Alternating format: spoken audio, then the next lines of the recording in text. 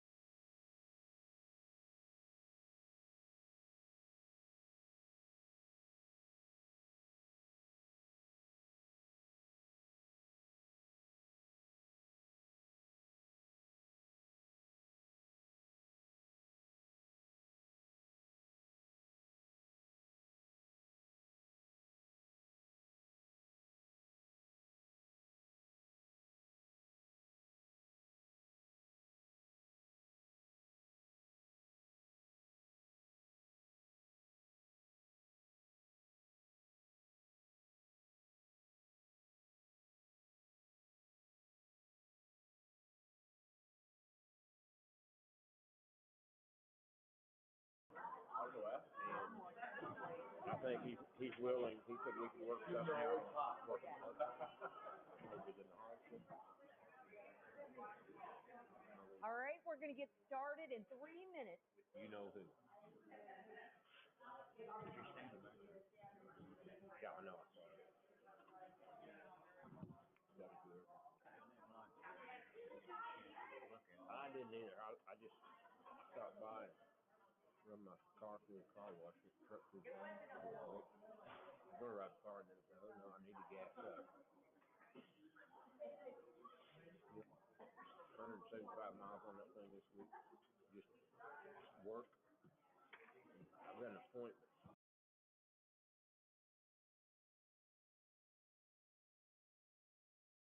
Yeah, and I'd appreciate take mine. We might have a desk to go to, but we don't work out of that 90% of the time. No, we probably do. But by being on the payroll, I don't know that I can take depreciation. I can take the mileage if I don't turn it in. That's what I got talking about, because I want to know how I got to do it. And then I keep it.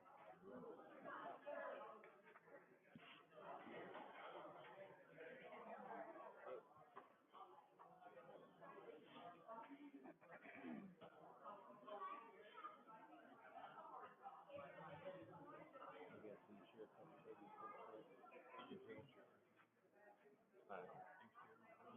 yeah. I'll go get you one if you want. I got to show you yesterday how I bought me the assault rifle. Oh, is that up? I got it before the deal on it. Congress come, that's going to get on. That speed on it, too.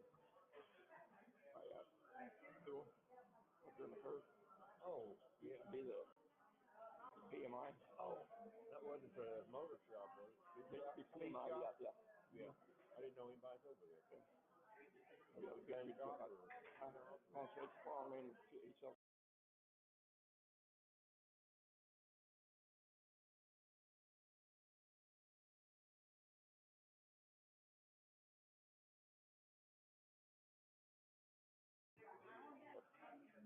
You can't sell a 30 round clip anymore. No, I didn't want to. I want the biggest I got.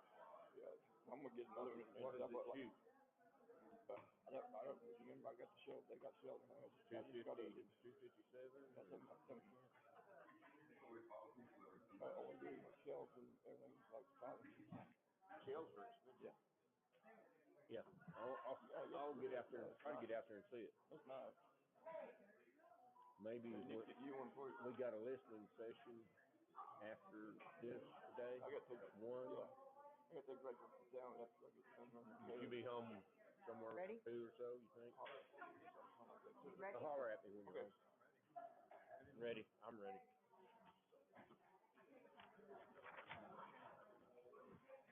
All right, we're going to go ahead and call this meeting to order.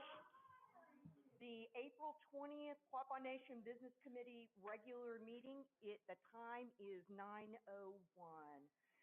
Everett Bandy, would you please provide the invocation?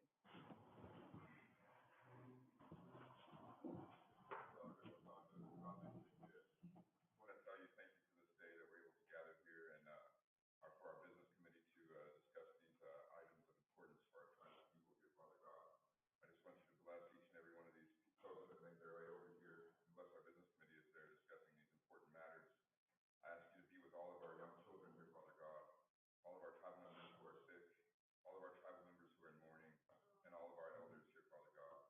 Just ever so thankful for this community that we have here, Father God. I just ask you to bless each and every one of us. And allow us to move forward in a good way here, Father God. Stay on your path and protect all of us here from anything not of you. Just ask you to take care of anything I may be leaving out here today, Father God, and take care of anything I might have said too much. Ask all this of you in the name of Jesus. Amen. Amen.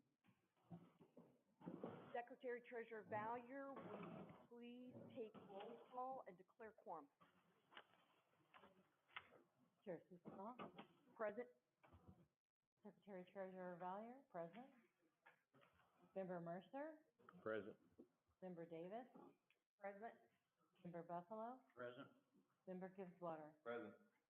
Madam Chair, I declare we have a quorum. Madam Chair, I call for the orders of the day. Thank you so much, Secretary Treasurer Val. Your Business Committee, are there any corrections to the March 16th meeting minutes? There has been no objection, so we will go ahead and proceed to the vote. All those in favor of approving the minutes as presented for March 16th, please say aye. Aye. All those opposed? The motion passes. The March 16th minutes are approved. Let's go on to item 6, the approval, disapproval of directors and subcommittee reports is submitted. Is there a motion? I so move. A second. Wonderful. There's a motion and a second to approve the directors and subcommittee reports as submitted. Any discussion? All those in favor of approving the directors and subcommittee reports as submitted, please say aye. Aye. All those opposed? The motion passes. We'll go on to the chair's reports, and we're going to split it up a little bit this morning. First, Hawaii to everybody. Unfortunately, the following tribal members have passed away since we last met. Hayden Rain Tiger, William Norman Hubbard, Evelyn Sue Jordan, Phyllis June Turner. Please lift these Quapaw families in your prayers and let us join in a moment of silence.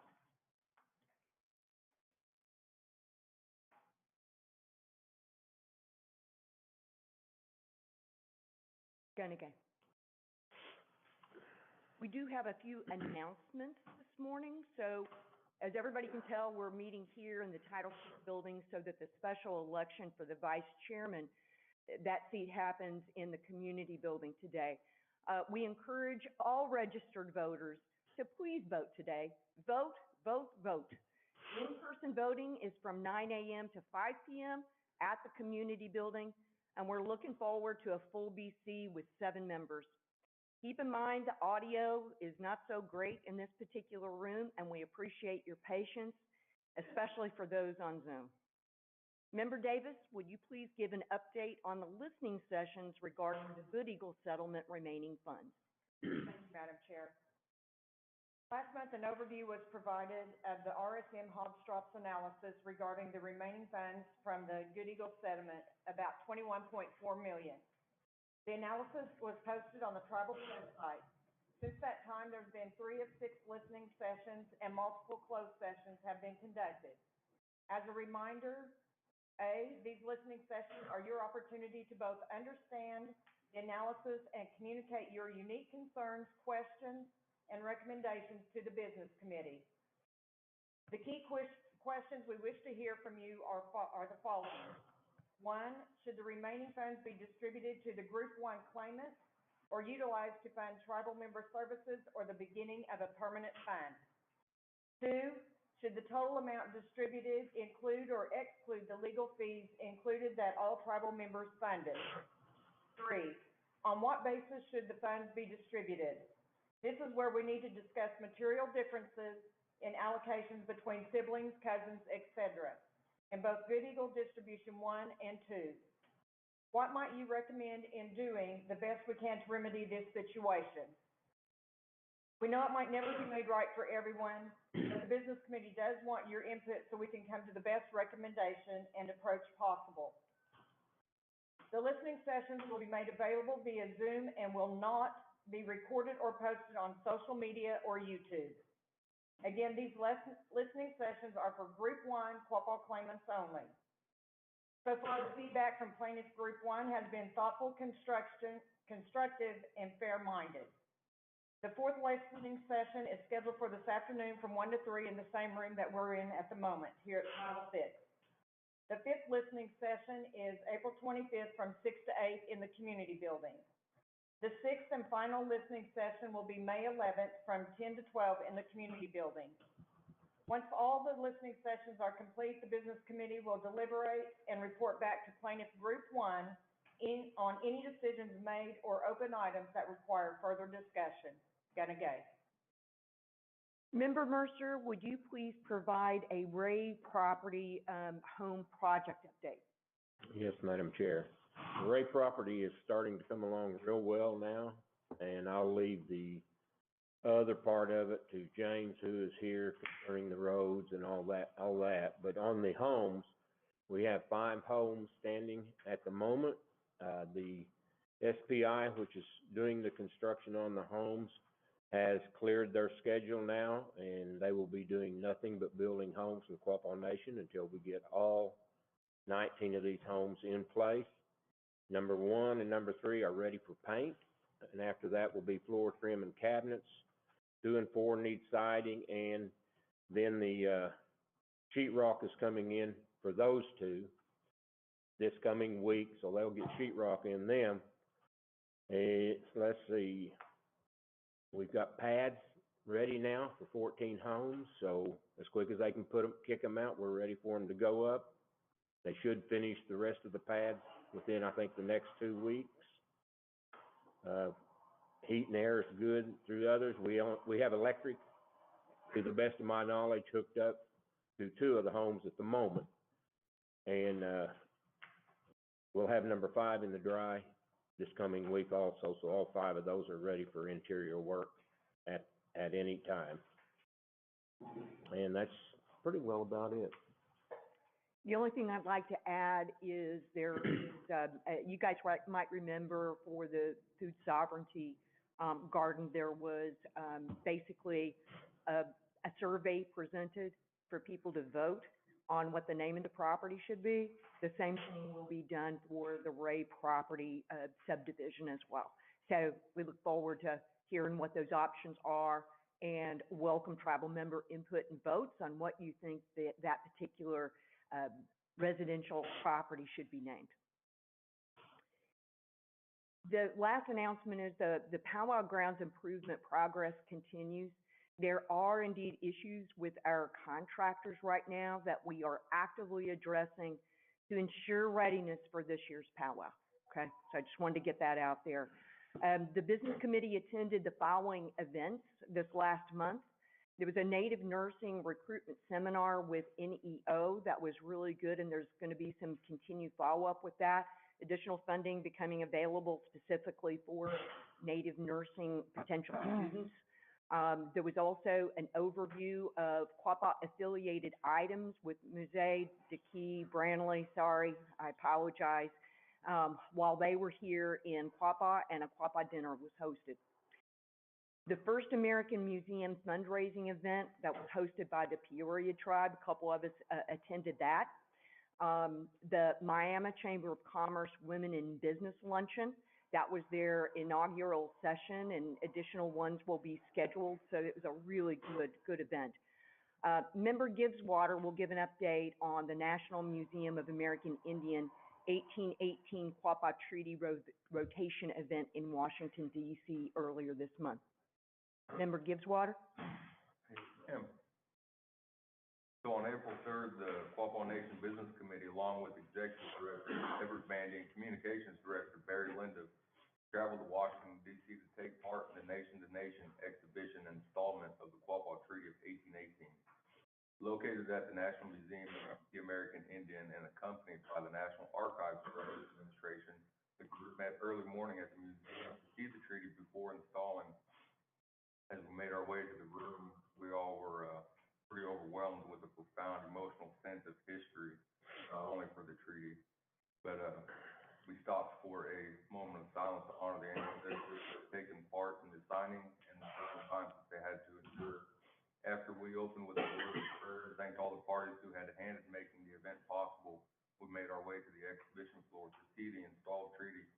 Opening remarks were given from Chairwoman Supernaw and Museum Director Cynthia Chavez Lamar. Following the remarks, Chair Supernaw, along with our delegation, showed great appreciation for the effort and diligence of the staff and gifted Director Chavez with the Quapaw Clan blanket. Later today, we traveled over to the Cultural Resources Center where the NMAI collections are stored, where a significant amount of Quapaw items are preserved. We were able to handle many varied items from the early 1900s, including a lot of our own family's personal items. Concluding our day, we were able to pray and build a fire there in their cultural room and leader and clean up before heading home.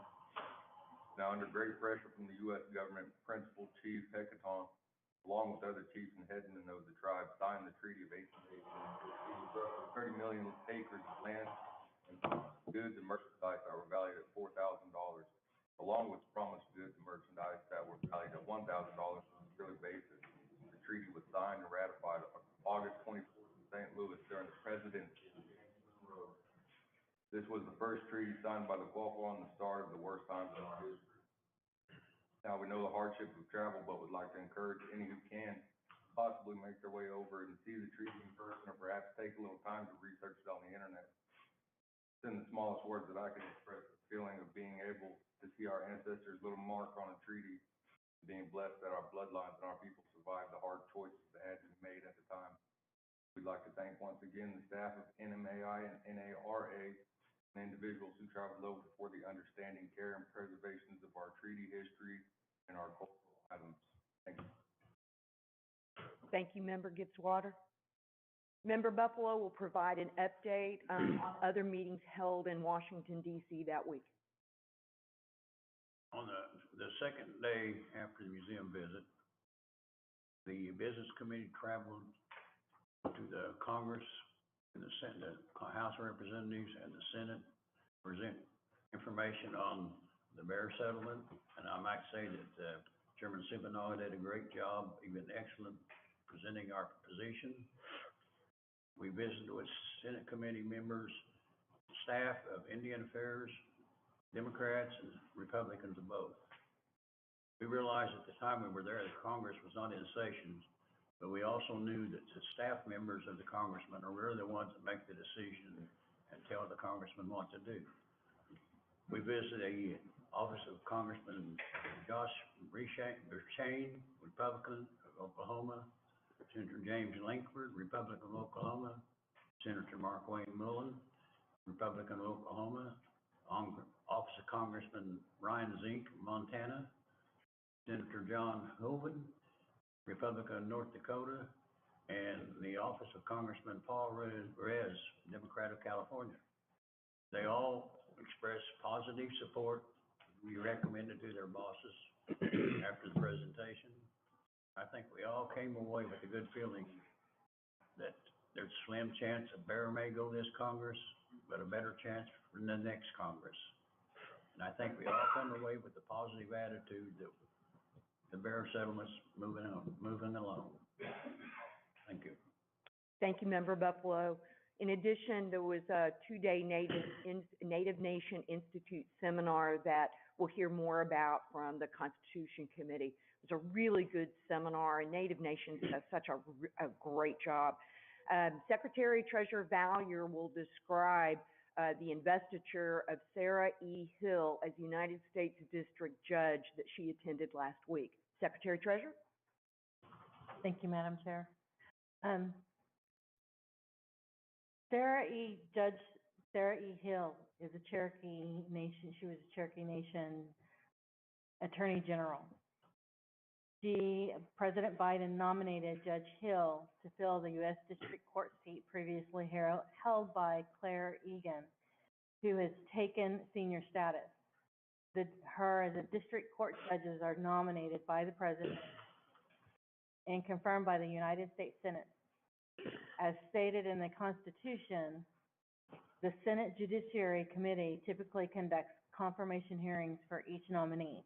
Article 3 of the Constitution states that these judicial officers are appointed for a life term. Just to give you a little bit of history with Sarah Hill, honor Sarah Hill. She is the first female Native American judge appointed to as a federal judge. So to be able to be honored to be there at her investiture I was very humbled by it. And I can tell you this much, I have great confidence in her abilities there. She was a very humble, a very soft-spoken, but strong woman, and I think she is a great model for women and for young girls that are coming up, to know that they will have, especially young Native women, that they can have the ability to be able to accomplish the same things that she has. But I was very inspired by her, and I hope we have other young girls and other women in our Native community that will be inspired by her as well. Thank you, Madam Chair. Thank you. And then last, as far as the events attended, earlier this week, the Quapaw Nation Gaming Authority, they hosted the Oklahoma Tribal Gaming Regulators Association Spring Conference at Downstream. It's very well attended and a very jam-packed agenda focused on learning, fellowship, and knowledge share. I am going to give a brief update on the casino financials before we move on. So first out of the gate is the Quapaw Casino. For the month ended February 29th, their financials for March aren't going to come out for a couple more days. So the most recent information we have that we've not shared previously is for the February results. Their earnings before interest, tax, depreciation, and amortization totaled $433,000 with a margin of 21.6%. That result missed their budgeted expectation by $28,000, so very slim miss. And represents a decrease of $29,000 from February of last year. Their year-to-date result is $2 million, while the budget for year-to-date is 1.9, which is 103% of budget. So it's a really solid result. The new Quapaw Casino development continues, and we are currently in the pre-construction phase, but we are indeed moving forward, so that's wonderful. Downstream's March results are already available. They just came out yesterday. Their earnings before interest, taxes, depreciation, and amortization totaled $9.4 million with a margin of 48.4%. Their March result exceeded budgeted expectations by $1.8 million and were $0.6 million less than March of last year. Total net revenue for the month was $19.5 million. That revenue represents a decrease from March of last year by $0.1 million, so very, very small. On a revenue basis, March 2024 had minor variances to March of last year across the board in all revenue categories. Year-over-year expenses did show a slight increase. So net income for the month totaled $8 million with a margin of 41.1%. And represents a positive budget variance of $2.1 million. So that's a positive budget variance. That's good. So net income compared to March of last year showed only a slight decrease of $0.2 million. And when we compare year over year, Downstream is doing a remarkable job of maintaining the bottom line. Regarding Saracen's March results, gaming volumes in March were another mixed bag compared to budget in prior year. We've heard that theme pretty consistently since the beginning of the calendar year. The number one revenue source, slots, continues to outpace prior year with volumes up almost 10% and revenues up 7%. Table game volume continues to reflect a softening, finishing at 12.2% below prior year. Sportsbook handle in 2024 experienced a 124% increase in volume compared to March of last year that fell below budget due to a low hold percentage. Development of the hotel and event center is formally underway with the execution of a formal guaranteed maximum price with Flintco, the general contractor, and the amendment approved in the emergency phone polls that we'll go through shortly. The cranes are flying in Pine Bluff. Updates on timing of the development will be forthcoming, and initial estimates point to a fall of 2025 opening, so fall of 2025. And this report's the chair's report. We will move on to the subcommittee reports. Shall we start with the Elder Committee, Grace?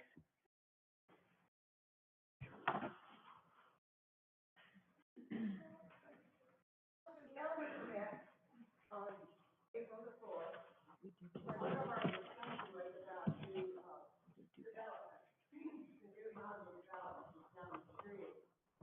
We were contacted by the cultural and events group about painting, and we saw some of the names suggested for streets. We were looking at the property itself, so we had quite a bit of discussion with our group. The elders, there were many who remember that area being Lincolnville. And people remember when Lincolnville was town. And one of the members went to the Lincolnville school.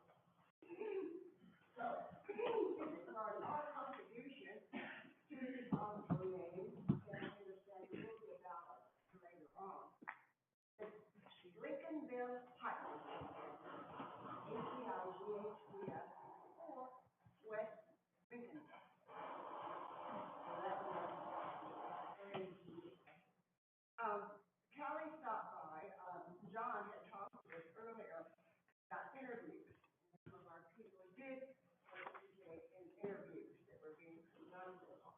The other thing is that, our numbers are increasing. So it's a matter of, with our kind of reorganization, we will now start out with 2 leaders. I will continue. Brenda Murray will be serving along with me, and we now have the assistance of Susan Davis. And the way we are set up, it was a matter of we were getting names and phone numbers. O-gah elders, age 60 or over, they're all invited to come to our meetings. Our meetings are over. And so our next meeting then will be Thursday, May the 2nd, at 1 p.m. over in the museum. So again, we are inviting elders to come be with us, and we discuss many things. And again, Brenda will be serving with me, the 2 of us, and then Susan. And we have some ideas about communication with our elders. Right now, we're just taking names and phone numbers, but that can be worked out. So that's new. Thank you so much, Grace. Next, Culture Committee. The culture committee met yesterday for the month of April, but last month we discussed the videos that had been presented by the Ballard family and or the CDs, and those are for review or listening to at the Quapaw Nation Library. We have also contacted them about utilizing some of the music that's displayed and other things that the tribe might need communication for, music communication. The events committee chair was there, and we discussed some of the upcoming classes with them. The communication team, John Rogers, was there and discussed posting online the survey that was would be made available for those that needed to were interested in what we had planned for our priorities for this coming year for cultural events. The USS Quapaw sign and the Quapaw history sign were discussed, and those will be on display. We approved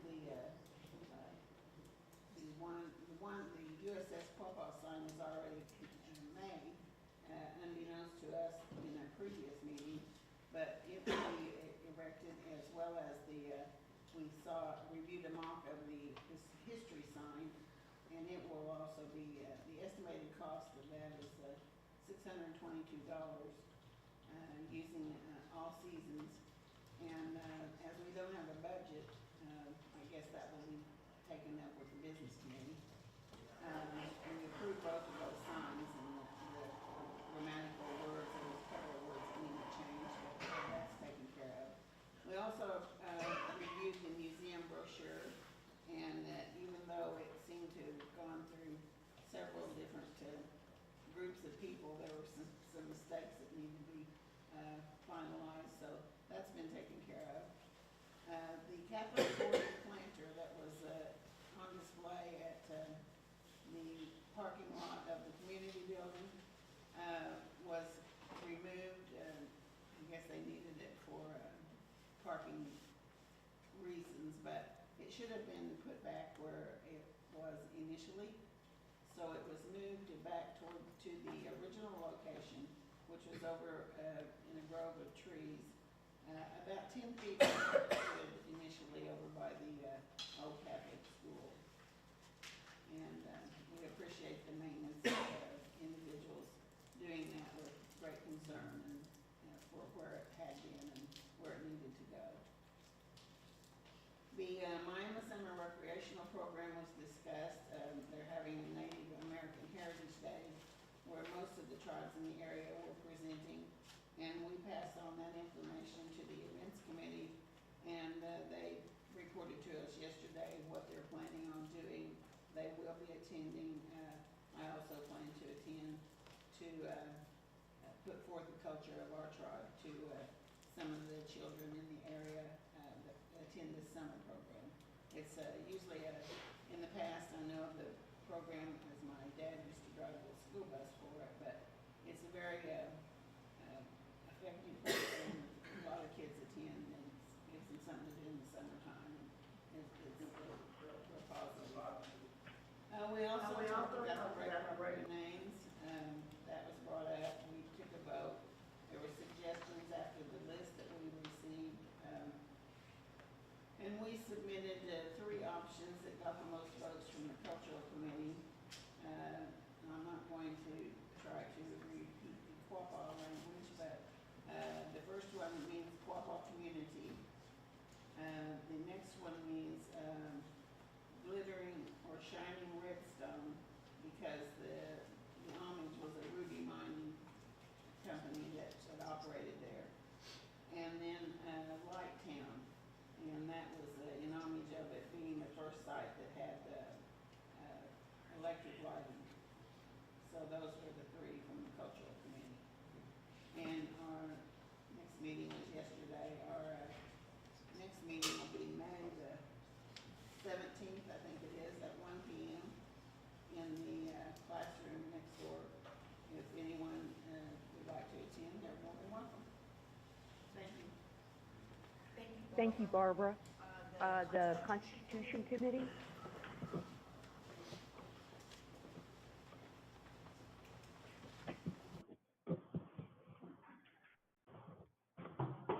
Good morning.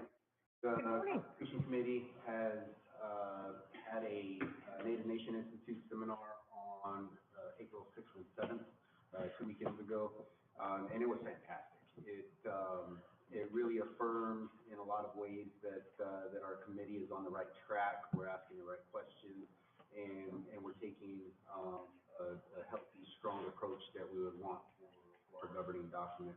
One of the things that has come up for the committee is pretty significant for us as a people. The Constitution Committee has questioned whether the BIA was accurate in requiring a secretarial vote for us to organize under our own Constitution. That was the feedback provided by the Bureau of Indian Affairs. We disagreed with that. We looked into it. We had our counsel look into it, and he submitted an opinion that's being formalized, and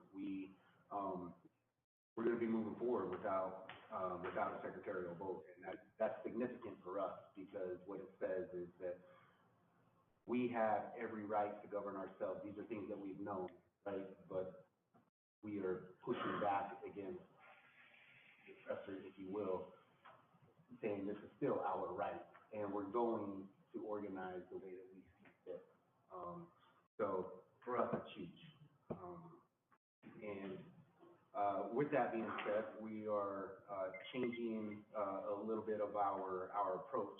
What the nation has seen from us has been an amendment style approach to our current governing document, because we were exercising the authority inside of that governing document. Well, now we don't have to do that anymore. While there may be some things that we want to adjust still, we're refocusing ourselves directly towards the Constitution, and one of those items is going to be engaging what we believe as a whole. What are some of the principles that we choose to live by? What are the things that, and this is going to fold into our preamble and really drives us as a people, collectively, right? Something that we can hang our hat on and rely on, and it fits all of us. And what we're planning, when we're planning that to happen, would be possibly coinciding with General Council, possibly a special General Council meeting in that week so that we have access to more people. So we're still working on the plan on how we want to roll that out. And from there will be another opportunity for us to present what that preamble would sound like, and to also get a sense from the people on what style of government we want to be led by. Is what we have still working for us? Do we want to see some large adjustments? Are there things that can just be introduced into what we have that's going to work for us? And really getting a sense from the people of what that may or may not look like, because we could start allocating a lot of time towards either of these directions, and it could be, people may not want it, right? So it's really important to us to get that feedback. So everybody could be on the lookout in the next maybe 5 weeks for a survey to go out. We'll also be communicating with the business committee about what that approach is going to be, what that general council may look like, because we've got to be specific about it if we're going to be doing something outside the norm of our typical general council meeting.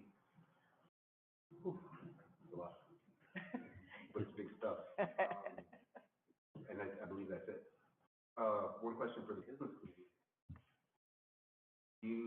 Is it plausible that we would have a consolidated governing resolution by July 4th? Prior to July 4th? Yeah, well, especially since you already did the line change. But we're still looking for the approval on it. Yeah. We'd like to also get that disseminated so that we know what our government looks like. We should be able to, yeah. Okay. Yeah. Because I think there are a number of other documents that are expected to become available no later than the very end of May. And I would expect that needs to be one of them as well. Go ahead. Thank you, Roman. Thank you. Economic development, any updates? You need me over there, does it matter? No, you're fine, because there's no microphone over there, I don't think. We had a meeting on April 3rd, still trying to get our head wrapped around the things we have. We're looking at the entities we have now and possible expansion, so we're having meetings with some of the heads of some of our businesses now, finding out, what all they do and where there may be room for expansion, and also available properties. We did get further information. I need to talk to Trent again about the information we got wasn't quite what we needed, so we're looking at available properties we have and what type of businesses might be suitable for those areas, some of the properties we needed. We've met with one group that they kind of wanted a coffee shop deal, but they were wanting us to rent or lease land from them, which we had thought was, And the committee as a whole, thought was not really a good idea. We have our own property. Needed us doing that. We need to utilize The property we already have. We're looking to set up a meeting with the BC, but we're looking at possibly some government contracts. We're trying to get all that information together before we meet with the BC. We have those things to talk about things I think that we need and we're working with one group now on how to set that up and the BC, waiting on them to get back to things are looking at something in the next few weeks. Setting a meeting with the BC on that. Our next meeting is May 1st, so I'm assuming with next Wednesday, we'll be here at 5:06. I did on March 28th attend a tribal summit, it was put on in State University in Stillwater with Spears School of Business, and it had a lot of other tribes there. It was very interesting. The best part I saw, we had a roundtable discussion, and we had, different tribes sit there and got to learn.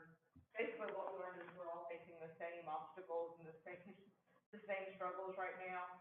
But they talked to us about things that they had done that worked and things they tried that didn't work. So it was very informative, and that was a good deal.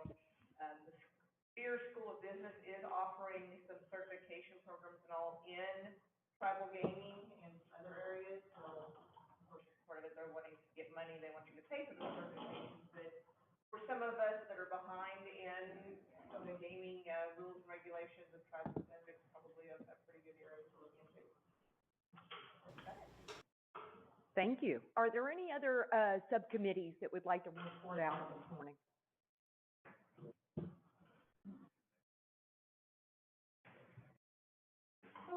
Okay, let's move on to, item 9 on the agenda. Cuggy Supernaut will provide an update on Downstream Development Authority, Quapaw Casino Authority. Cuggy?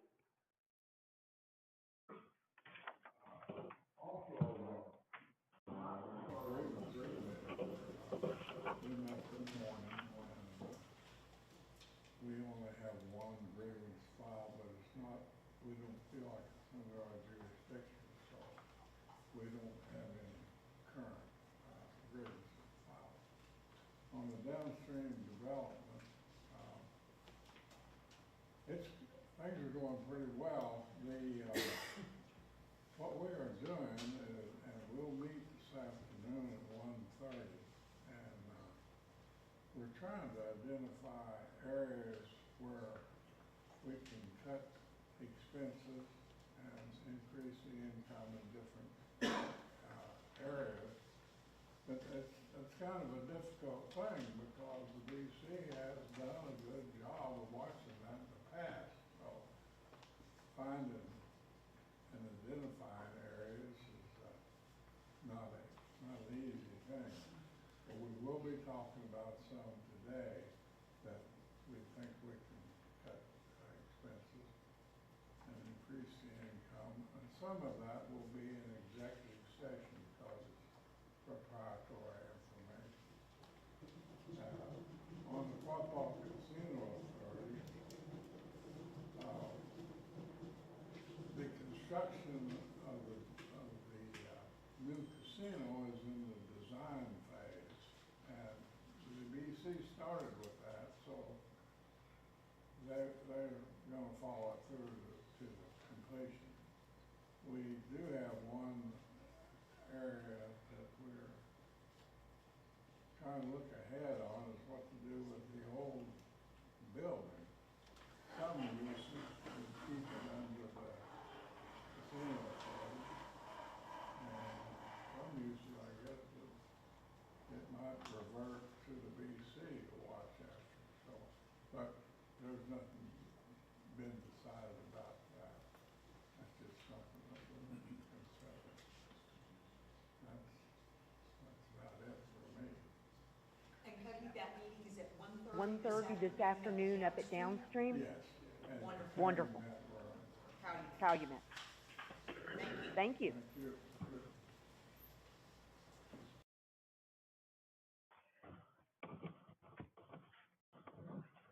All right, we'll move on to the executive director reports. First up is Eric Boone, the chief financial officer. And as in the last couple of months, each executive director has already provided their overall monthly reports. Those reports have been posted to the tribal website and are available. Eric, is there anything that you wish to bring forward that's not already included on that report? I have nothing to add. Thank you, Eric. Trenton Stand, Executive Director of Resource Management. The only thing I have to add is just a follow-up for completion. The food distribution ended up with 826. That was our highest number thus far, and this is the first time that because of them kind of becoming a well-oiled machine with it, we got all 826 disbursements to tribal members, so that was a good thing, and that's all I had to add.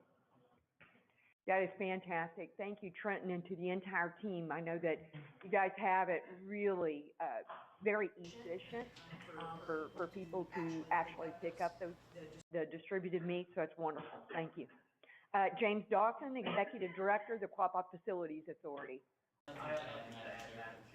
Okay, thank you.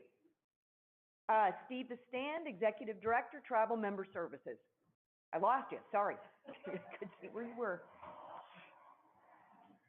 I just want to, share that the Social Services Department, who's been trying to be proactive in addressing challenges, relating to the application process, we have recognized the significance of these issues and had already, previously discussed, implemented changes to enhance the experience for tribal members. As a part of our continued commitment to improve, we've conducted a review of the 2024 guidelines and submitted the following revisions for approval under Resolution 042024H that will be voted on today. The first revision will be that tribal members now can utilize the burial assistance funds to purchase Pendleton and blankets, which will be effectively removing the previous limitation of only one Pendleton. The second revision is to simplify the process for the school-aged children. Social Services will now accept either the school clothing application with the school stamp or just an enrollment verification letter from the school. That way we aim to accommodate whichever is easiest for tribal members. The third revision, going forward, utility funds can be used not only for regular bills, but also for late fees and reconnect fees. The fourth will be on the receiving cards that you receive for food purchases related to burial. You will no longer have to turn in receipts for those during a funeral service, which will just help, because during a time of loss, we don't want you to have to be worrying about that with receipts. We remain committed to convenience for all tribal members, and value your feedback and suggestions. As we look ahead, we continue to try and enhance those processes and fine-tune responsibilities to better serve our tribal members. Additionally, I want to acknowledge we now have an intern, which is Jessica Lassiter, and she started a couple weeks ago. And as of yesterday, the email inbox has 0 pending outstanding applications. Hallelujah, they're all caught up. And that is attributed to the hard work of Patty Wright, Rachel Bandy, Colin Mouse, Lana Ellick, and then Jessica Lassiter. So they have worked hard, and I just want to give them a shout out, and we greatly appreciate all the work that they've done. And lastly, I just wanted to bring up that the housing packet we have received back and are making some revisions that were suggested, and then we will be resubmitting those for hopefully final approval. So, yes. It's not really a question, it's really just kind of a remark. I like everything you said, except the part where you said it was used for utility assistance for late fees, and I just feel like that takes away from the assistance, you know. And I realize you guys switching over and there was so much new and that's all I know, I totally feel that. But I feel like the tribe should pick up the slates during that month. So that, you know, it doesn't seem to probably never the bottom line of it. Yes, this is moving forward. If it is something where you submitted it in late, so then there's a late fee, then that will come out of yours. Yeah. But yes, and that's what this is referring to. Anything that was our fault during that process will not be counted again. This is just moving forward, trying to make things easier for you guys, you know, because then it just keeps hacking on and it never gets right. So, and that doesn't help you all either. So, yes. Steva, thank you. Thank you. Charles Addington, Executive Director, Department of Public Safety. So it looks like you've got some stuff to report beyond your report. I just got one Okay. thing to throw out to everybody. April is Child Abuse Awareness Month. So we've got a lot of events. All the tribes have come together for the Week of the Young Child, which is all next week. So there'll be events going on throughout the area. But Quapaw Nation, our communication team's done a fabulous job of putting together a event down at the Coleman Theater, which is going to be on Wednesday, April 24th. It starts at 11 a.m. Howie and Bubba will be there to host the event. review of our anti-violence projects, which will air on, I think it's April 27th, so it's, I think, the hour before, the NFL draft. So a lot of things. Wow. So it'll be on, but we'll preview that. Me and Barry and some of the communication team have already went and looked at some of the draft, and it's going to be a really good thing for Quapaw Nation to show all the good things that we're doing in that hour-long event for anti-violence. But we'll have refreshments. It's open to everybody, so please feel free to come down, support Child Abuse Prevention and Awareness Month, and like I say, there'll be other events going on throughout the area, but this one is hosted by Quapaw Nation, and we're hoping it's going to be a really good event, so come out and join us. And it's free of charge, It right? is free of charge. It's Wednesday, April 24th at 11 a.m. when it'll start down at the Coleman Theater. So that's all I got, Madam Chair. Thank you. Everett Bandy, Executive Director, Culture. Morning. My report has been submitted online, and I only have one additional thing to add. We had created and posted a position for a language director to be able to start organizing some classes, work on additional programs, and apply for grants and fill up programs for Quapaw Nation. I am going to wait to announce their name until next month because she would like to attend the business committee in person. But we have selected a person for that position, and she will be starting at the very end of May. She comes from teaching at a private school where they do like tribal language immersion, where she has many years teaching children and developing and implementing native language curriculum in a classroom setting. So I just wanted to make that announcement, and next month I hope she'll be will be here in person for me to introduce her as the incumbent for that new position, and she'll be beginning at the very end of May so that she can finish her semester with her children. That's the only thing I have to add in my report, Madam Chair. Thank you. Thank you, Everett. Go on to reading correction, and have we missed something? No. Could you just ask, what time the meeting it will be? I have the date, I just don't have time. For economic development, the next meeting you said was May the 1st. What time is that meeting, Mindy? Thank you. Good question. Great. Okay, so we're going to move on to reading correction and approval of the phone polls. Member Mercer, would you please take the first one and give us a second? Not all of us are as well organized as you. Yes, Madam Chair. Okay, This is, are we ready? we're ready. This is phone poll 27521, and it was a tribal broadband connectivity program. This poll is to authorize the chair or representative to execute all necessary documents relating to tribal broadband connectivity program.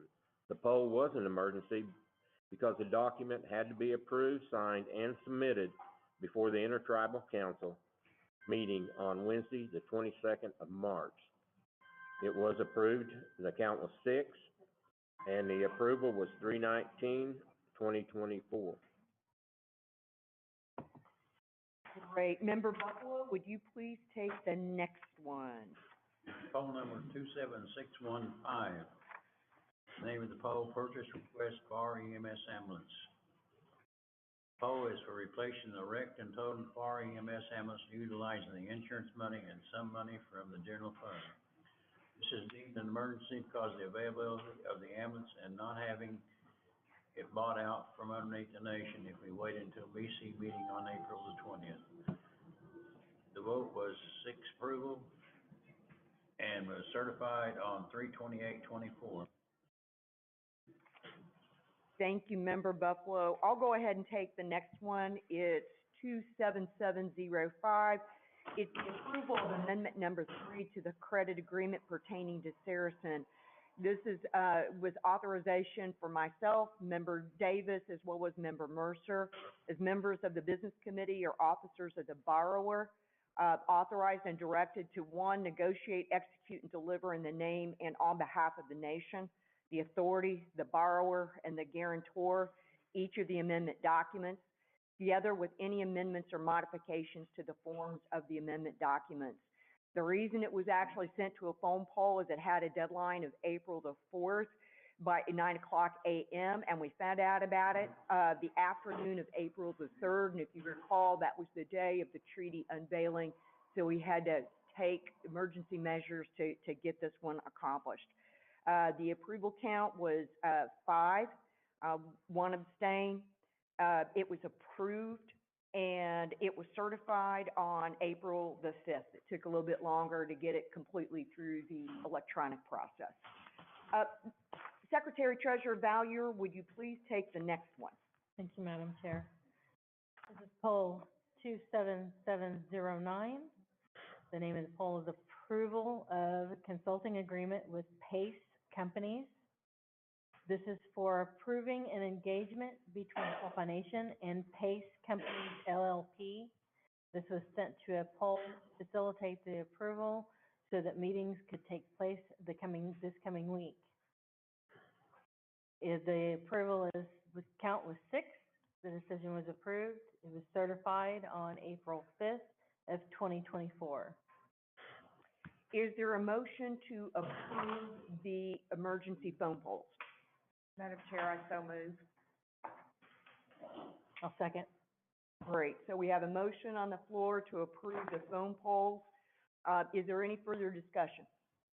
I would just note to make the comment that we were working while we were in Washington, D.C. Thank you.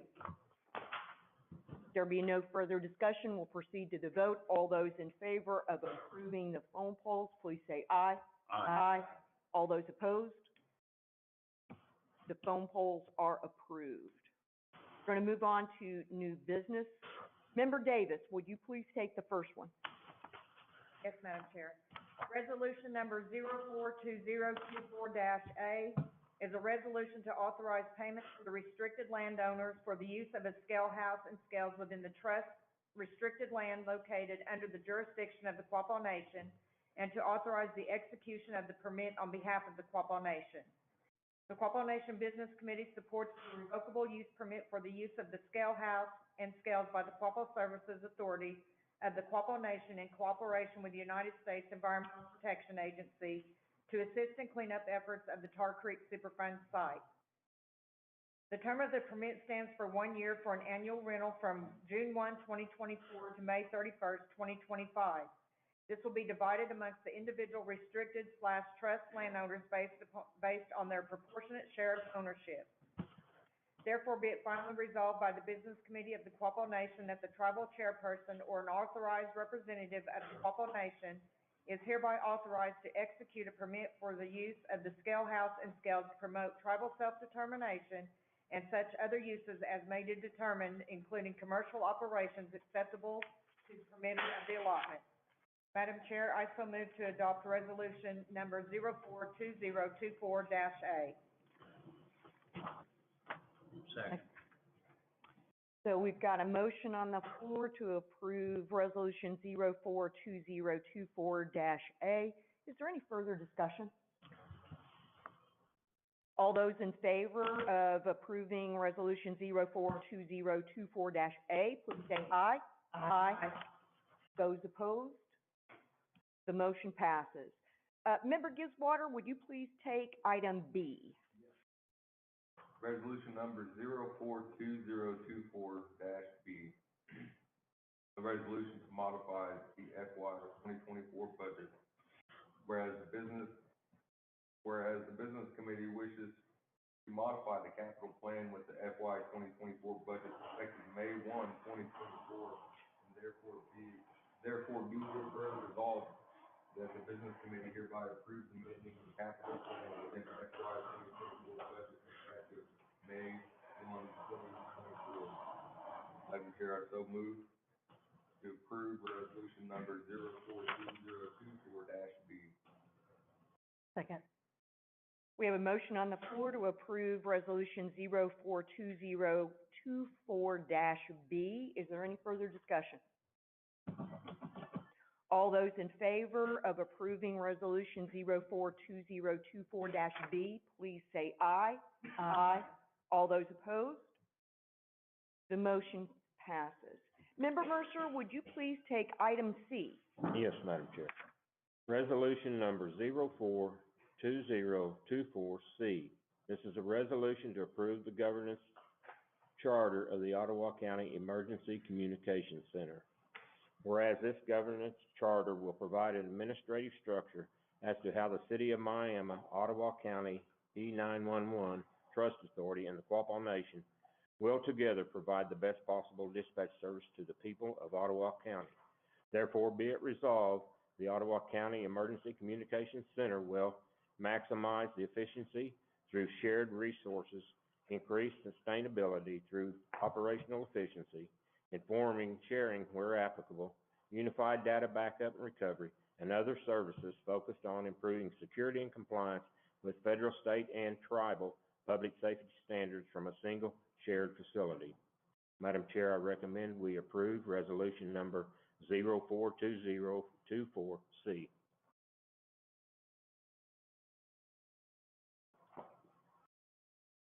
Second.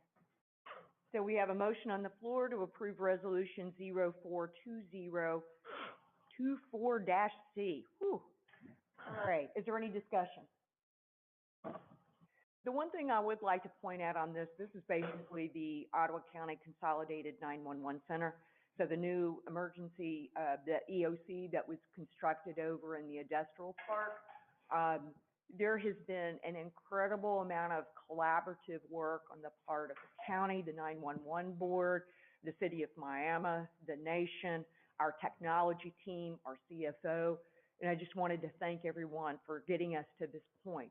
We're not ready to go live yet, but this sets up the governance structure so that we have the right components in place from an oversight standpoint to be able to go live. So there's still a lot of work to be done, and it's actually happening, you know, even over the course of this last week. So this is a good place, good milestone to get to.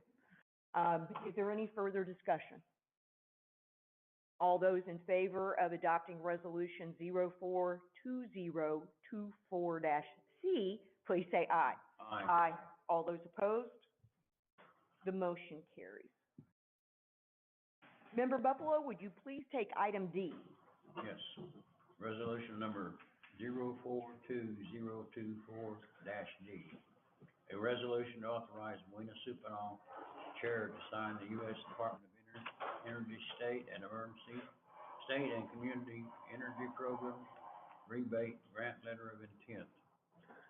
Whereas the Quapaw Nation Business Committee wishes to authorize the signing and execution of the U.S. Department of Energy State and Community Energy Programs Rebate Grants Letter of Intent to apply for and receive and administer the award as authorized by Section 50122 of the Inflation Reduction Act of 2022 and as described in the Administration, Trading, and Legal Requirements document.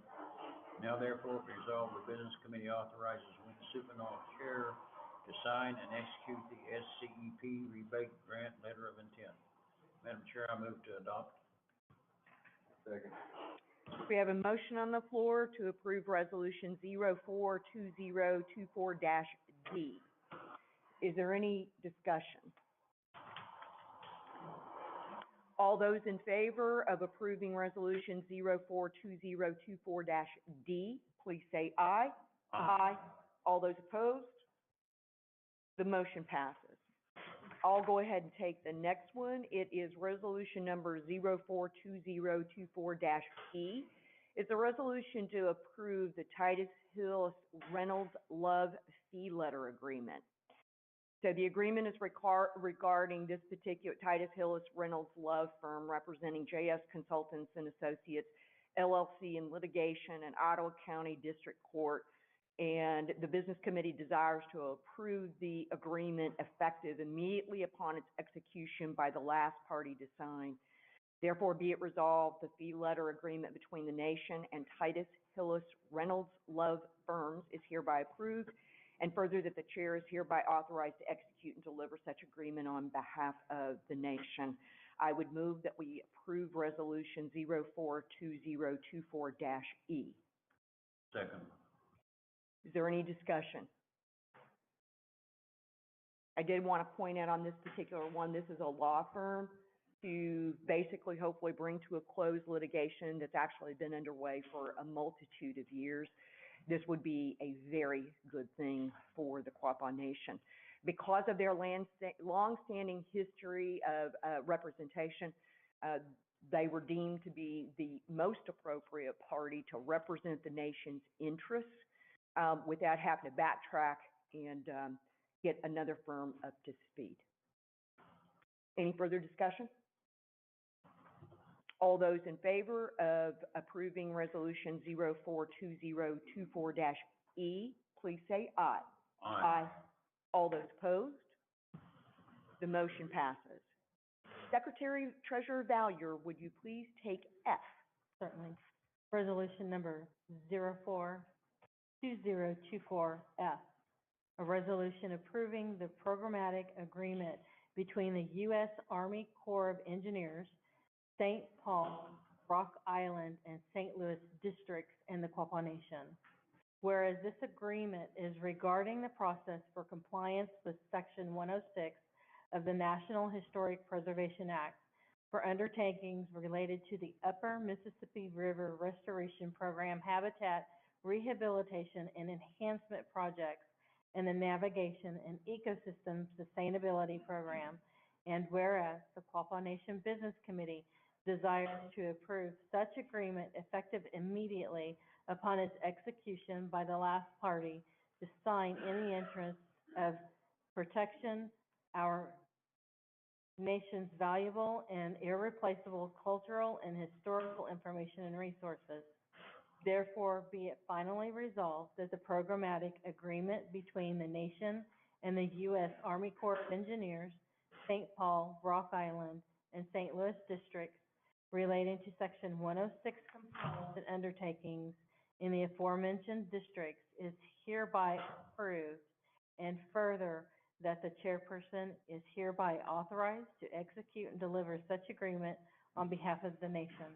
Madam Chair, I so move to adopt 042024F.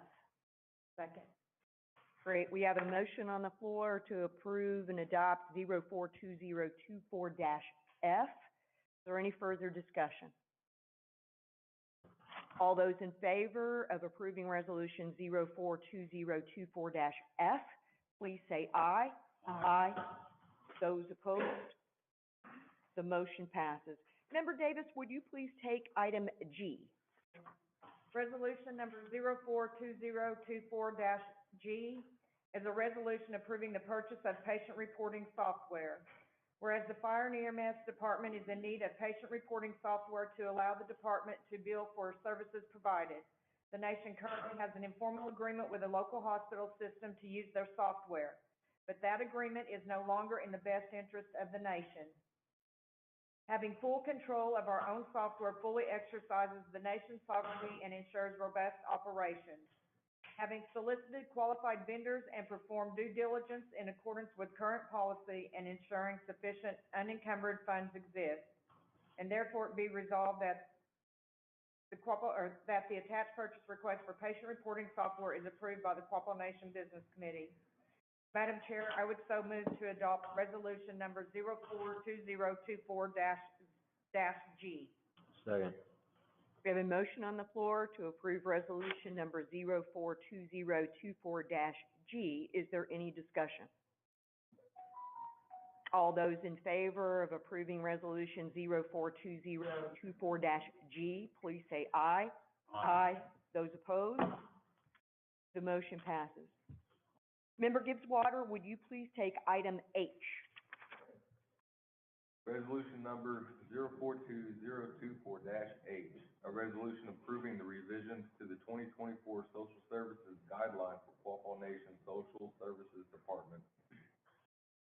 Whereas the existing 2024 Social Services Guidelines for the Quapaw Nation Social Services Department necessitated updates to the organizational process and structure. Therefore, be it resolved that the attached revised 2024 Social Services Guidelines for the Quapaw Nation Social Services Department have been updated and are hereby amended for the operation of the Social Services Department program and shall constitute policy until such time the Quapaw Nation Business Committee deems it necessary and prudent to modify or change these guidelines.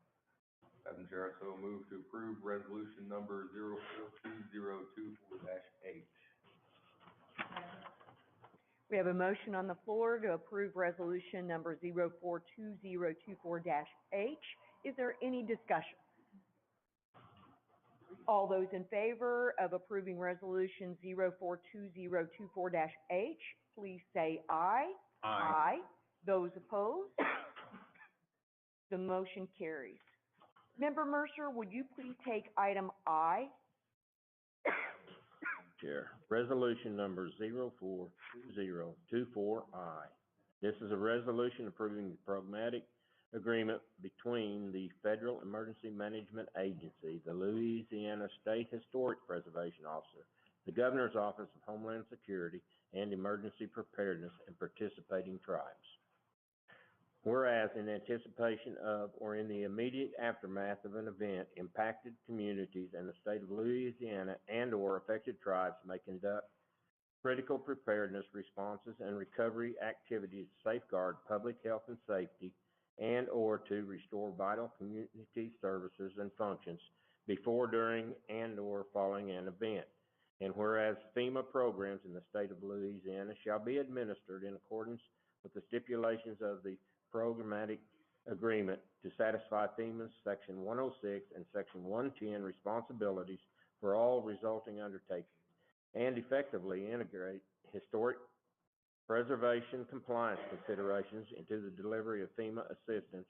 And whereas the Quapaw Nation Business Committee desires to approve such agreement effective immediately on its execution by the last party to sign in the interest of protecting our nation's valuable and irreplaceable cultural and historic information and resources. Therefore, be it resolved that the agreement between the nation and the Federal Emergency Management Agency relating to Section 106 compliance and undertakings in the state of Louisiana is hereby approved, and further that the chairperson is hereby authorized to execute and deliver such an agreement on behalf of the nation. Madam Chair, I move that we adopt resolution number 042024I. Second. We have a motion on the floor to approve resolution 042024-I.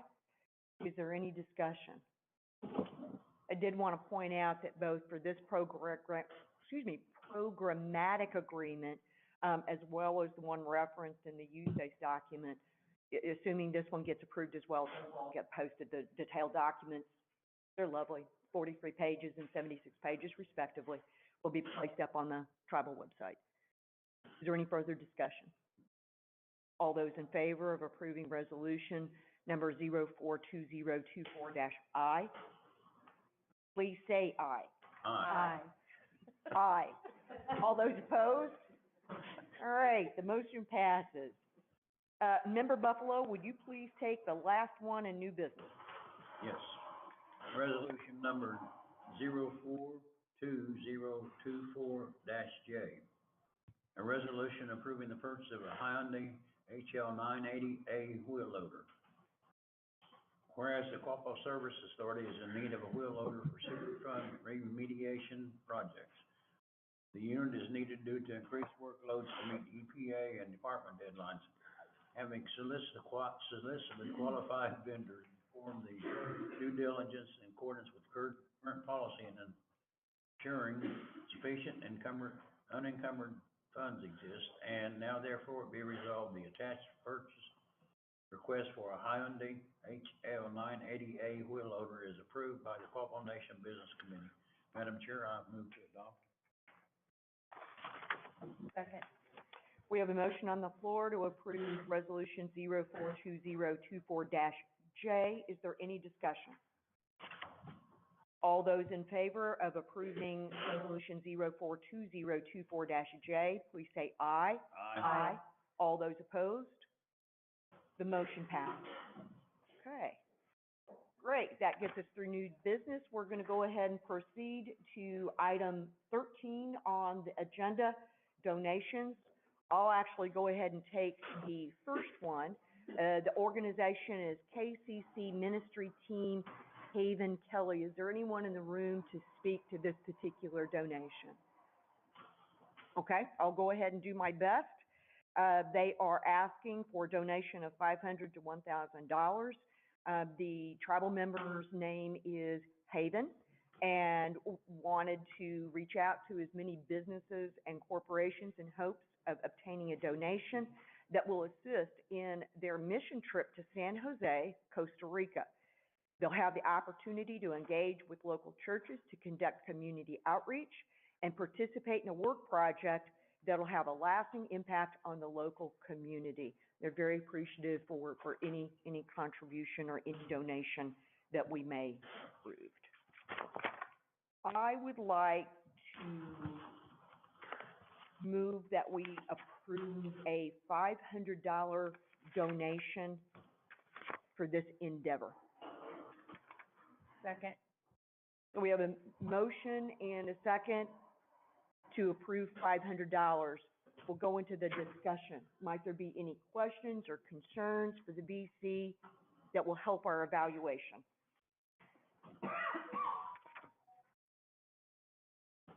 Hearing none, I'll go ahead. So all those in favor of approving a $500 donation for the KCC ministry trip, please say aye. Aye. All those opposed? The motion passes and the $500 donation is approved. Secretary Treasurer Valier, will you please take the next one? Certainly, Madam Chair. And I'm going to try, see if I can actually read through this, because the handwriting isn't quite as good. This is for the organization Spring Grove Church Community Soup Kitchen. Do we have anyone here to represent this organization? It just says the tribal roll, to give the tribal roll number, and it says the tribal member's name is my dad.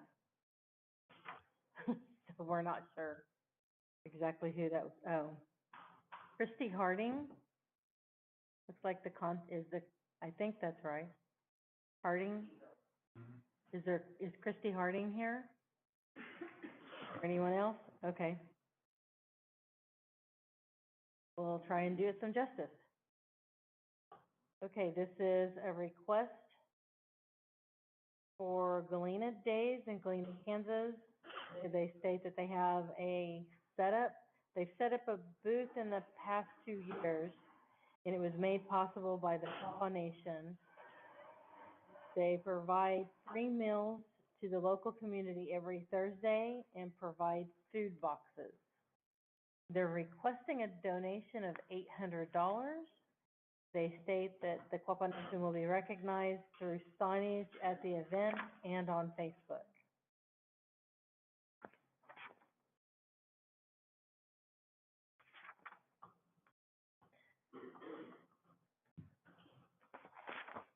Madam Chair, I'll move to donate $500 on this donation request to help with the free meals provided to the local community in Galena, Kansas by the Spring Grove Church Community Soup Kitchen. Second. So we have a motion on the floor to approve a $500 donation for the Spring Grove Church Community Soup Kitchen. Is there any discussion? Madam Chair, I would just like to include that I am aware of Quapaw Nation families that have partaken in this. Thank you. Very helpful. And we have indeed donated to this organization in the past. So is there any further discussion? All those in favor of approving the $500 donation to the Spring Grove Church Community Soup Kitchen, please say aye. Aye. All those opposed? The donation of $500 is approved. The next one, Member Davis, will you please take that one? Yes, thank you, Madam Chair. This is a donation request from the Miami Regional Chamber of Commerce. The contact person is Takesha Estes, and the event is the Employee Extravaganza, and this is held annually. And this annual event recognizes outstanding employees by employers and the business community with over 425 in attendance. This is an evening of fun, employee and employer recognition and dinner. Madam Chair, I would move to make a donation of $550 as we have several employees attending, and that would reserve a table for them. I'll second. We have a motion on the floor to approve, a donation of $550. Are there any further questions, VC, discussion, comments? All those in favor of approving the $550 donation, please say aye. Aye. All those opposed? The motion passes. The donation of $550 is approved. Member Gibbswater, would you please take the next one? I think it's the American Legion DAV Oklahoma request. Yeah, there's a donation report from the American Legion DAV Oklahoma. The description is, the American Legion Post 147/DAV Chapter 50 is asking for donation to help with providing gift bags to veterans in Ottawa and Craig counties for July 4th, 2024 and December 25th, 2024. Several veterans from 6 homes in the area will be recipients of these gift bags. Thank you for any support and help you are able to provide for our veterans. It is appreciated. They're asking for a donation request of $500. Madam Chair, so moved to donate $500 to the American Legion DAV Oklahoma. Second. So we have a motion on the floor for a $500 donation to the American Legion Post 147 DAV Chapter 50. Is there any discussion? Only comment I would have, Madam Chair, is I have gone to some of these homes, to the veterans, and some of these veterans have nobody in the area, so this is some of the only recognition they get throughout the year. Thank you, Member Mercer. Any further discussion? We'll proceed to the vote. All those in favor of approving the $500 donation, please say aye. Aye. Aye. All those opposed? The donation in the amount of $500 is approved. Member Mercer, would you take the Joplin Trades Scholarship? So this is a Joplin Trade Scholarship Foundation. Is there anyone in the room to speak on this donation request? I don't know a lot, but it did come through me. The guy, The Woods, he does the river tables on, he's done some for the gala for Horses of Hope that has been at Down Creek. He's involved with this foundation, and they do scholarships for kids that are wanting to go to trade schools. And they have a fundraiser, I think the end of May, that they have like an auction, and they've had it for several years. One of the things they have is a freezer with a half a beef. They've done several years. They've got one guy that donates the freezer, another guy that donates the half a beef, and the guy with the half a beef has passed away. So now they do not have the beef for the freezer. So I know them a little bit, so they came to me and asked if the Quapaw Nation help, so I told them I would pass it along. And I asked if they had any Quapaw students or Quapaw members of the group. He didn't really know, but he said they would be thrilled to have any Quapaw tribal members that wanted to apply. So it's not just Joplin, it's just where they're just kind of based out of Joplin. They have a group in Joplin that runs it. That's all I know. So it's not reserved to Missouri. It isn't reserved to just the state of Missouri. No, they. Open to, so we could notify our educational programs in and they can.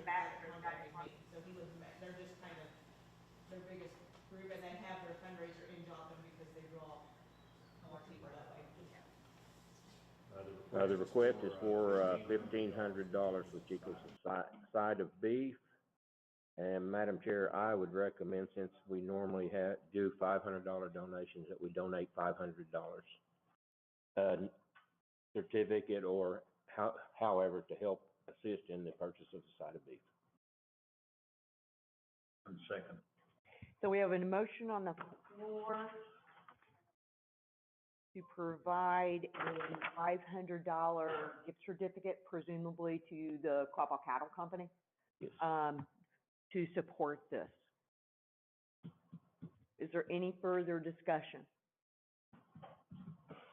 All those in favor of approving the $500 gift certificate for the Joplin Trade Scholarship Foundation, please say aye.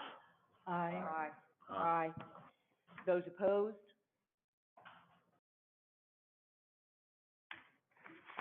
The motion carries.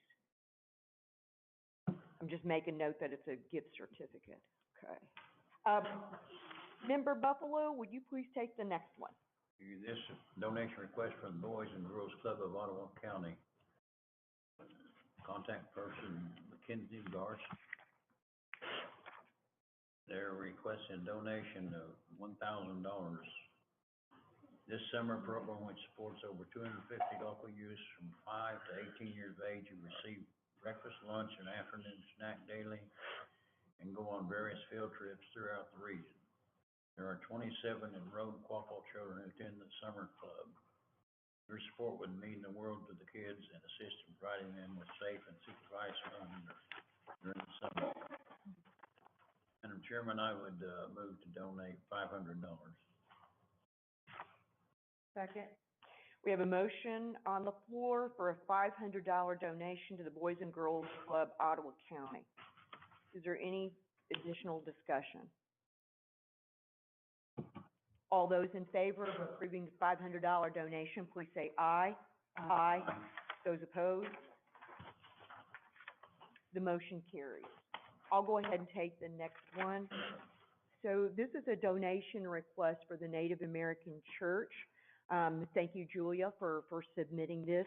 Is there anything you would like to describe to us about this request, or do you want me to read it? First, I want to say thank you, for giving me this opportunity.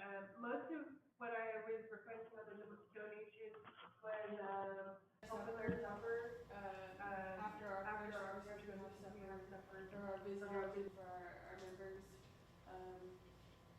So just, that's about it. Julia, do you know the rough cost of each one of those, like the spring meeting? It runs about $1,500. Thank you. So in the specific request, I don't know if everybody's got copies of it, but the donation request was for 40 pounds of stew meat, 35 pounds of pork, and 15 pounds of ground beef for the upcoming spring meeting. So we already verified that we don't have the pork available. However, we do have the stew meat as well as the ground beef. So I'm going to make a little bit of a modification to this motion, and we'll see how we do. I would move that we approve the donation of 40 pounds of stew meat, the 15 pounds of ground beef, both of which we have, plus to include another $5,000 for the Native American Church. The numbers of people that the group feeds is quite, it's very good. It's very good. And we have donated that same amount of money to the Native American Church, to our chapter, for the last 2 years. Out of respect for that, as well as everything that everybody at the church does, I would move that we donate the stew meat, the ground beef, as well as $5,000. Second. Any questions from the BC or discussion? All those in favor of approving the donation of 40 pounds of stew meat, 15 pounds of ground beef, plus $5,000 to the Quapaw Native American Church, please say aye. Aye. Aye. All those opposed? Same. Thank you. The motion carries.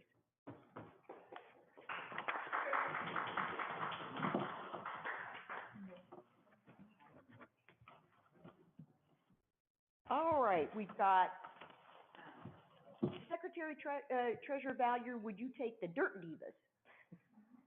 I love that, Madam Chair.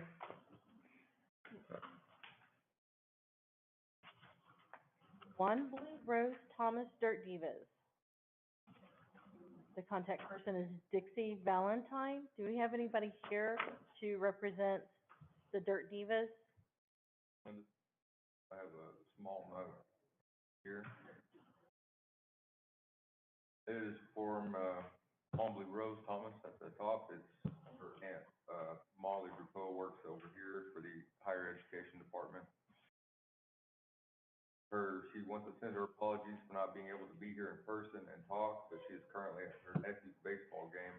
Their girls are asking for a donation to the team to help the team with shirts, jerseys, safety gear, and other necessities they need to have a safe and fun season. Like many of their teammates, this is the first year playing softball. Both teams have a couple girls who are tribal members. The coaches and parents want the girls to be safe and to learn to love the game. Any amount will be greatly appreciated. Thank you. Is that? Okay, good.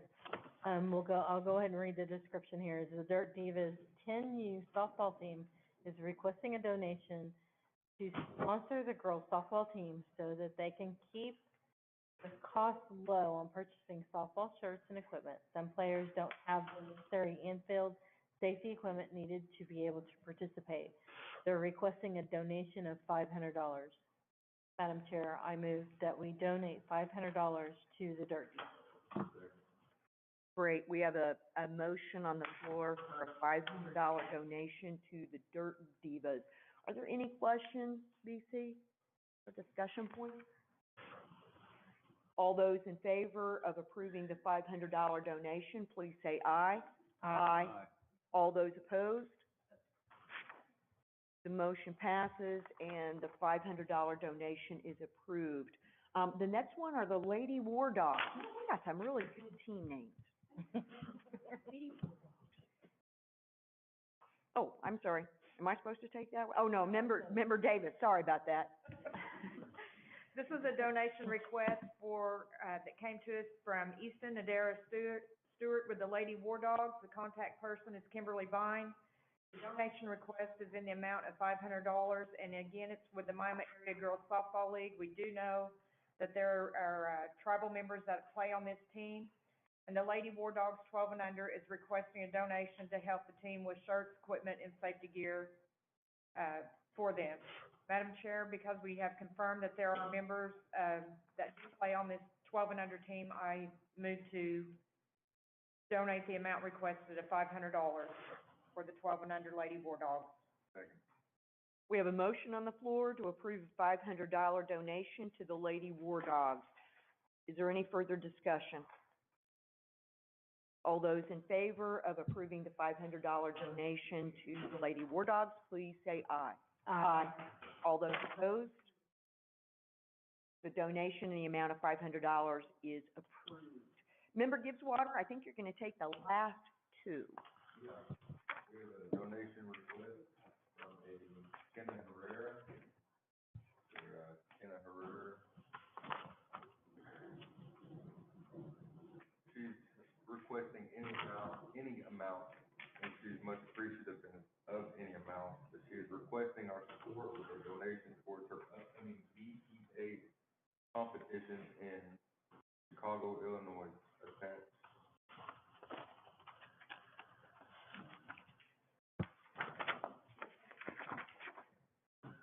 She's going to be traveling to Chicago coming soon for a BPA competition. She's asking for our help. Now, I do know from reading past emails that her and her mother have already done some fundraising and gathered money on their own, so they're asking for additional support from the nation, and they are tribal. Madam Chair, I'd like to move to approve $500 to a Kenna Herrera in supporting her BPA competition and her travel. Second. We have a motion on the floor to approve the $500 donation for Business Professionals of America, Kenna Herrera. Is there any further discussion or questions, BC? All those in favor of approving the $500 donation, please say aye. Aye. Aye. Those opposed? The motion carries and the donation in the amount of $500 is approved. Ms. Water, are you taking the last one? Yeah.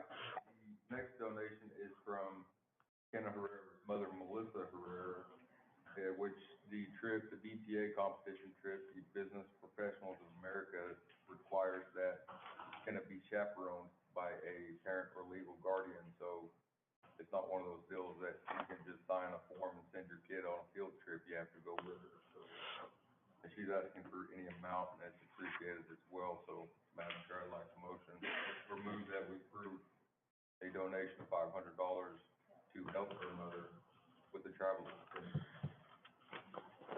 I second. So we've got a motion on the floor to approve a $500 donation for the parent to chaperone this trip for BPA. Business Committee, is there any further discussion?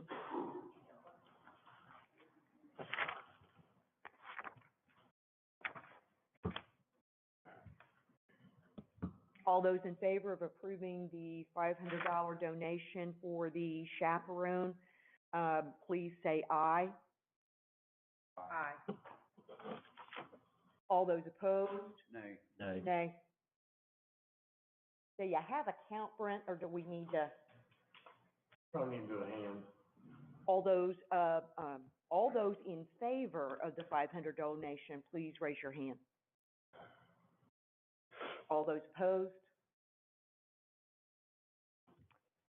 4. The motion is rejected. All right, we're moving on to open forum. Now, normally what we do is we go to the open forum forms that have already been submitted. This month, there were no forms submitted. So I would like to remind everyone, my apologies, that open forum rules still stand. In order to speak, you know, the individual must speak on a topic that pertains to today's agenda. There is a 5-minute time limit, one opportunity to speak. Please be respectful.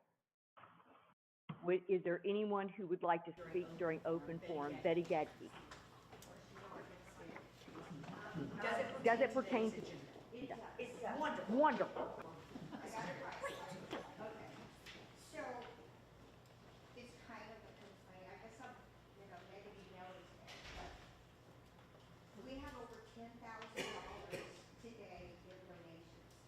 And other than you guys right here from the church, Nobody here, they don't care enough to show up and show their interest and ask for donation. I don't like it. I just don't like it. I don't, that's $10,000 today. And nobody's here. That bothers me. I think if you want a donation, you should at least come up here and address this. Okay, I'm done. No, thank you. And we have discussed that topic quite a few times. And it's interesting because a lot of times when people submit their forms, they indicate we'll be there to speak to that. And we've seen that. We've got that today, right, to some extent. And I know that there are very legitimate reasons why sometimes people can't attend at the last minute, but I would ask you this, I'm kind of unfair, but I would ask you this, would you recommend that we no longer consider donations unless somebody has either, one, shows up in person to represent the necessity and goodness, or number two, let us know. If there's a family emergency, if there's sickness, we completely understand those things, but I just like to get a pulse on that. We don't do donations. Right. I think we should at least come up here and address, I think they're requiring them to come in person and speak on their behalf. So on our form today, and I'll refer to it to make sure I get this proper, there's an indicator as to whether they will be presenting in person, who. I think the question is who will present in person, meaning it's a foregone conclusion. And I think maybe we need to update the form and say, without in-person attendance, they will not be considered. Would you consider? Madam Chair, Yes, sir. I would like to speak as a member of the Quapaw Nation and not business committee member. With today's technology, and I was going to bring this up before Betty stood, that there really is not a reason other than a family emergency that someone cannot present either in person or by Zoom. That's what I was going to add to it, by modern technology. I agree with that. Thank you, Betty. Good discussion. Others who would like to speak during open forum, Vance McKibben. Downstream in Quapaw Casino, or if you had any updates or anything about the sales of I'm sorry, I heard the names of the casinos, but that's all I heard, ma'am. I didn't know what the question was. He gave us little tidbits about downstream and Quapaw Casino, wonder if he had any information for us regarding theirs. Do you want me to address that, Cuggy? Okay. Okay, I'll give it a whirl. So one of the things that we found out was in order for the DDA to provide their oversight activities on behalf of Saracen, the DDA members needed to gain their Arkansas gaming licenses. That is well underway, but not complete at the current time. I don't know if that helps at all, or it has hampered the ability of the DDA to gain greater involvement with the casino there in Arkansas. I don't, yeah. Well, that's why we had to end up signing Amendment 3 to the credit agreement to start going vertical.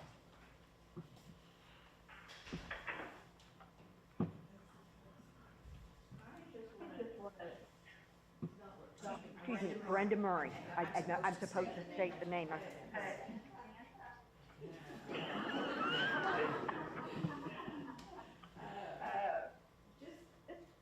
On observation downstream lately, it is looking pretty shabby when you walk in after the casino. The windows are dirty, the concrete has been patched, there were holes in the concrete, somebody put grip on. And it's just shabby when you come up to that $380,000 building.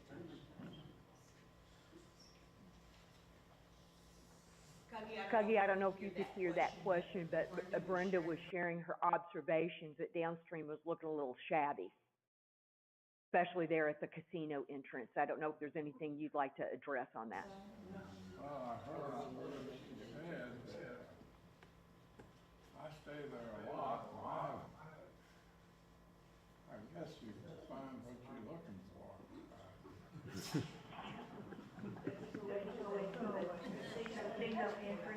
Oh, I don't know, yeah.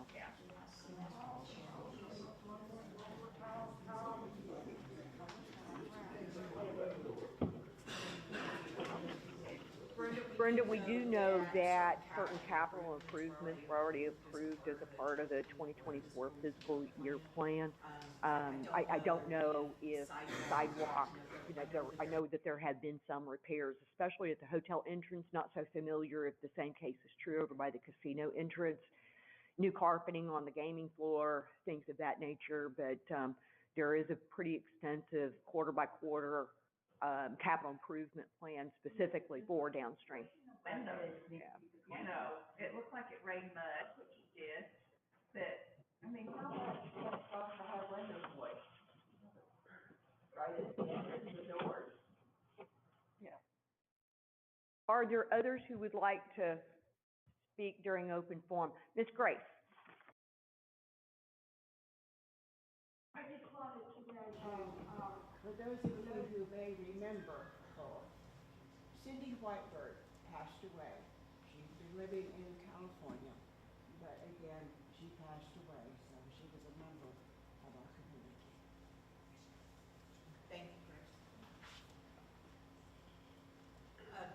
Cuggy? Now,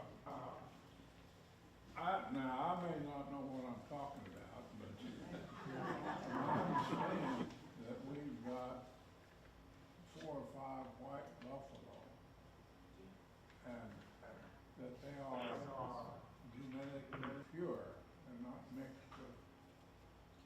And I'm just wondering if we're prepared for when those buffalo die, if we're ready to have them mounted. I think they're considered sacred animals to a lot of tribes, and I believe that the heads would be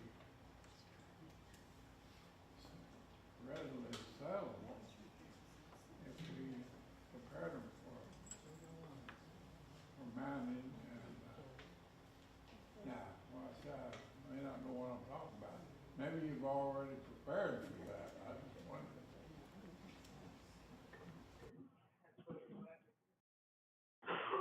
So Cuggy is a statement around preparing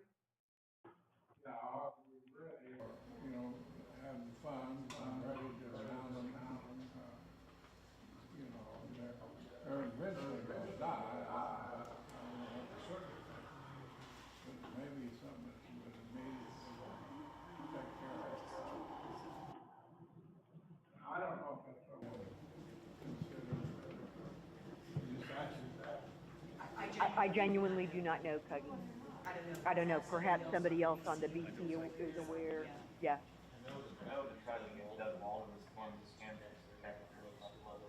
I'd prefer not thinking about that, to be honest with you, but I bet the Cuggy sentiment is absolutely the case. We've got to prepare and do what's right. He's the oldest one, right? Three? All right. We have taken note of the white buffalo preparedness for when they pass on. Is there anybody else that would like to speak during open forum? I just might. I saw a hand. I'm sorry, Roman. Yeah, I just have a question regarding the funds. I know that there's the 6 talking sessions set up for claimant 1. I was wondering if the business committee had any talking sessions set up for Quapaw Tribe. Anybody who's a claimant of Good Eagle is more than welcome to attend those listening sessions. There is no specific list to the Quapaw BUS because it is the tribe. And the BC represents the tribe. So is the BC going to be consulting the tribe on what to do with that? What do you guys all think? Are you, Roman, are you talking about what we do with the money for claimant 1? Yeah, there seems to be a lot of, I guess, discrepancy in which brought us to this situation, right? We do know that resolution was created. We do know that we're bound to the stipulation agreement and we do know that there's no specific amounts set, right? We do know that prior administrations, Chairman Berg was shared, they went through the same process that this recent decision with RSM went through, and there's never been any question to the Quapaw tribe what we want to do with that fund. What would you recommend? Would you recommend maybe 1 or 2 listening sessions for the entire tribe, meaning they don't have to be a party to claimant 1? I'm just trying to get something actionable to address the issues you're raising. General counsel is the one who speaks to that effect. Our government section 5 speaks to, that general counsel or that the business committee really doesn't have the decision over disbursement of settlement funds, and that resolution was created.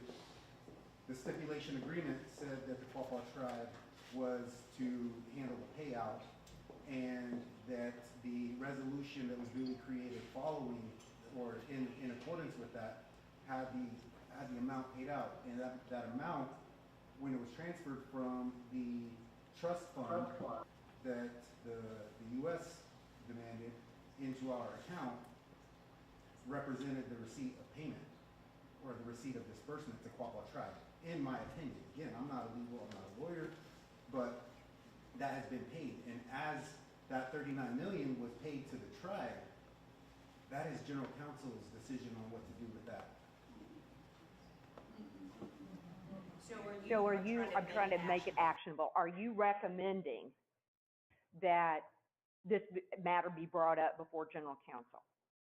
So to have that resolution reconsidered, I mean, it's this body's decision to rescind any resolution that was put up there. And I'm sorry, I'm not aware of a resolution that's been passed along these lines. Resolution 021820-D. Say that again?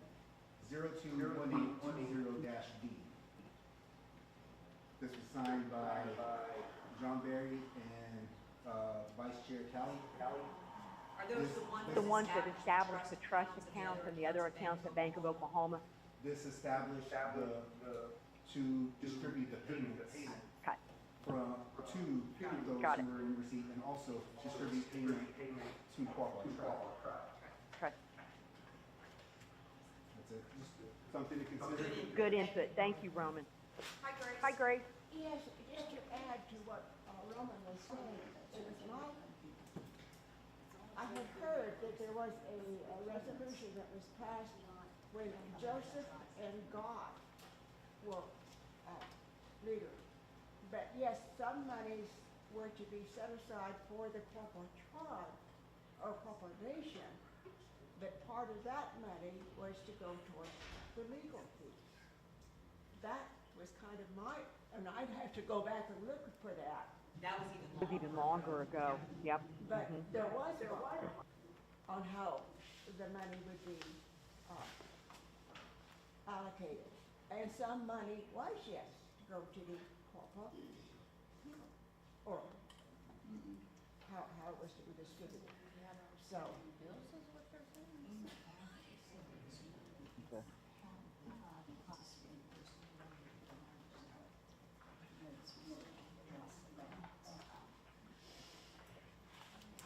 Anybody else for open forum? Hi. Hi. So to the resolution that you're talking about, does it specifically state in there that all the tribal members were entitled to the Good Eagle claimant? No, the stipulation, the stipulation that we agreed to does. It says Quapaw tribe. It says Quapaw tribe and claimants one Is there actual are. proof that that money actually came from a general fund that was supposed to be entitled to all of the tribal members? It's right here, the CFOs back there. Like accounts and stuff, is that all? Ask the business committee. I mean, this is saying that it was authorized on, and our Yeah, CFO but that's transferred that money. specifically to accounts that belong to the entirety of the tribe, not specific amounts to certain payouts. You could look this up if you I know, want. I'm just saying, I mean, Here's what I would suggest. So, Roman, I think some of what you, Grace, these are very, very good input items. And so what we're going to do is figure out how to include listening sessions. Now, I know, Roman, you said go straight to general counsel, but I think that there's more preparation that could indeed be done in terms of tribal member input to hear what folks have to say and not necessarily have to deliberate 100% of it at general counsel, but perhaps we have the opportunity to put something together for everybody's consideration. yes, that's all I'm saying is that the entirety of the settlement will be considered and not just a portion of those that have a limited voice over everything. Because the way that I understand it is that there isn't no reimbursement set aside. There isn't no amount for a Quapaw tribe set aside, and that this body is really given a louder voice than the rest of the tribe to say their piece. Now they could, the rest of the tribe could very well agree and say, it's like, hey, the rest of this needs to be distributed the way that they're saying, but we still deserve to be asked.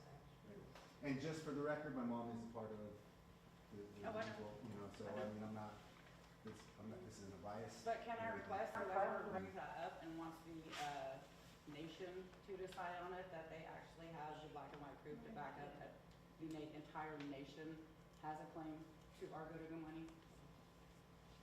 Like in black and white proof, before they involve general counsel in it.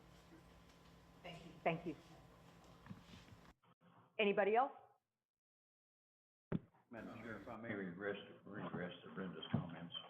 I think you're referring to the area where the buses come in. I didn't know they were buses. They'd be on the. Where the entrance is, and you can go either side. Right.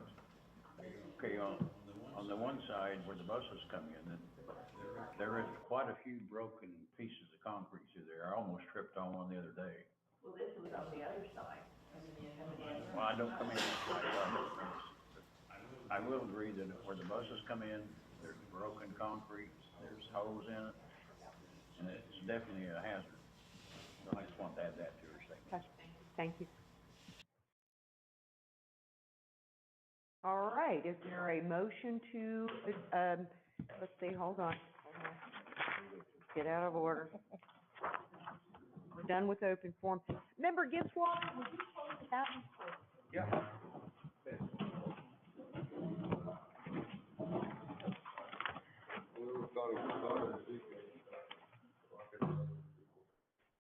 Father God, Savior Jesus Christ, grace, spirit around our evening all up here, scribble sun over the top, looking down at us. Thank you here again, God, for this day of life that you gave to each one of us here.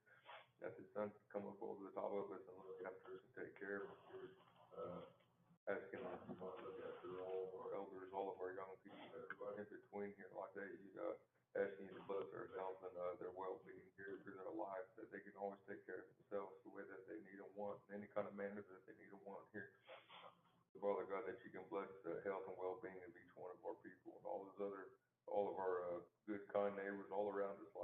Linda, people across the country, Father God, that you go after each one of us. You continue to be with us as we make our way down this road of life.